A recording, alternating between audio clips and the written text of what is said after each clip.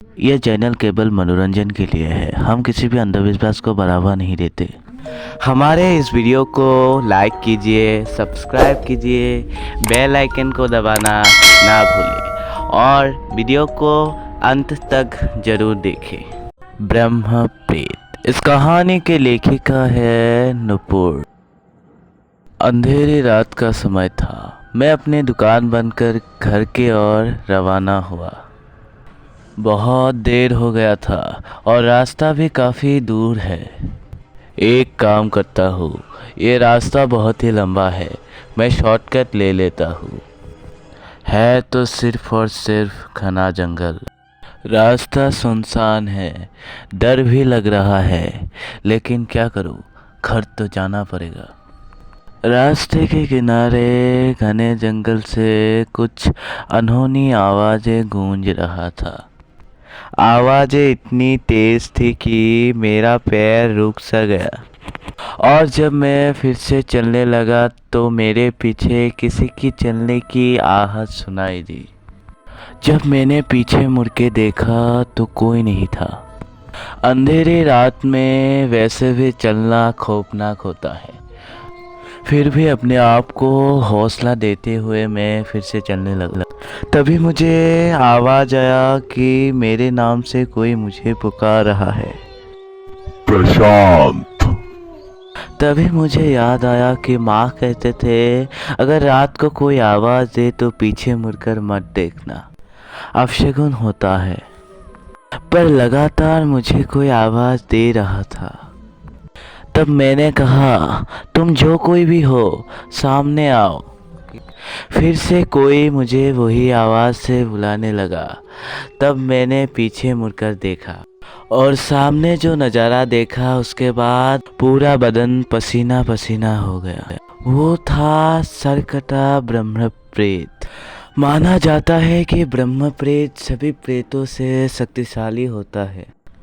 इंसानों में भी एक अच्छा रूप होता है और एक बुरा रूप। वैसे ही भगवानों में भी एक अच्छा रूप होता है और एक बुरा रूप। ब्रह्मदेव के अंदर से निकला ये शैतान है ब्रह्म प्रेत। तभी मन में ही मैंने भगवान का नाम लेना शुरू कर दिया। मैं तो भगवान का नाम धीरे धीरे ले रहा था, पर यह ब्रह्म प्रेत भगवान का नाम जोर जोर से ले रहा था। मुझे यह पता था अगर ब्रह्म प्रेत किसी इंसान को पकड़ लेता है तो उसके जान लेकर ही छोड़ता है। और एक बात, ब्रह्म प्रेत को देखकर पीछे मुड़ना नहीं चाहिए। अगर आप पीछे मुड़े तो आपका गर्दन धड़ से खुद ब खुद अलग हो जाएगा। और ये सब सोचते सोचते मैं कब बेहोश हो गया मुझे पता ही नहीं चला। और सुबह जब मेरी आंखें खुली तो मैं सड़क पर पड़ा हुआ था। आसपास कोई भी नहीं था। और घर जाने के बाद मेरी पत्नी मुझसे पूछने लगा, आप रात भर कहाँ थे? आप कल घर क्यों नहीं आए? मैंने सोचा था कि मैं अपनी पत्नी को कुछ नहीं बताऊंगा।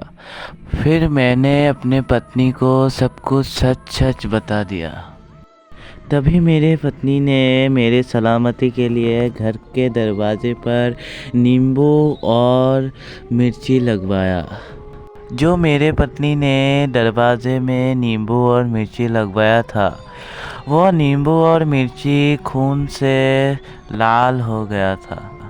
यह सब देखकर मेरी पत्नी तांत्रिक से मिलने गया और तांत्रिक को पूरी बात बताया।